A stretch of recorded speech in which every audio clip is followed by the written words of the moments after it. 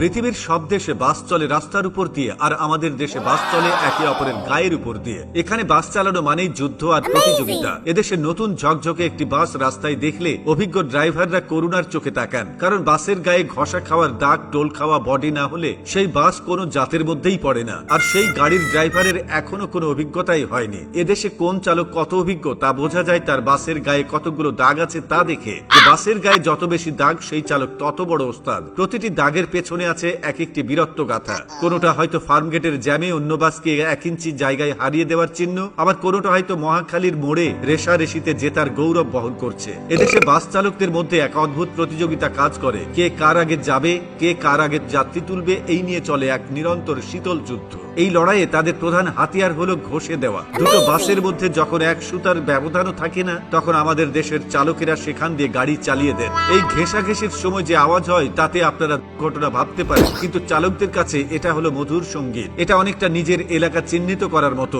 একবার গা ঘেঁষে চলে যাওয়ার মানে হলো এই রাস্তায় আমি সেরা। এই লড়াইয়ের অন্যতম গুরুত্বপূর্ণ চরিত্র হলো বাসের হেল্পার। বাসের দরজা থেকে ঝুলে অর্ধেক শরীর বাইরে রেখে সে যেভাবে ডাইনে চাপান, ওস্তাদ খালি আছে ঢুকাইয়া দেন, বামে পুরা খালি বলে চিৎকার করে তা শুনলে মনে হয় যেন সেনাপতি তার সৈন্য দলকে নির্দেশ দিচ্ছে। ড্রাইভার আর হেল্পারের এই বোঝাপড়া এতটাই নিখুঁত যে ড্রাইভার চোখ বন্ধ করেও হেল্পারের নির্দেশে বাসকে এমন সরু গলি দিয়ে বের করে আনতে পারেন যা পদার্থবিজ্ঞানের সব সূত্রকে হার মানায়। আর যাত্রীরা তারা এই মহা বিপর্যয়ের নীরব দর্শক। এদেশে লোকাল বাসে চড়ার অভিজ্ঞতা অনেকটা রোলার কোস্টারে চড়ার মতো, তবে এখানে কোনো সিট বেল্ট থাকে না। আর কোচ বাসে চড়ার অভিজ্ঞতা অনেকটা রকেটে চড়ার মতো। হঠাৎ ব্রেক কষলে আপনি নিউটনের প্রথম সূত্র হাতে কলমে শিখতে পারবেন। এক সিট থেকে আরেক সিটে উড়ে যাওয়া, অন্যের ঘাড়ে গিয়ে হুমড়ি খেয়ে পড়া, এগুলো এখানকার নিত্য নৈমিত্তিক ঘটনা। যাত্রীরাও সময়ের সাথে সাথে মানিয়ে নিয়েছেন। এখন আর তারা চমকে যান না, বরং শক্ত করে কিছু একটা ধরে বানরের মতো ঝুলে থাকেন আর মনে মনে দোয়া দরুদ পড়তে থাকেন। বাস থেকে সহি সালামতে নামতে পারাটাও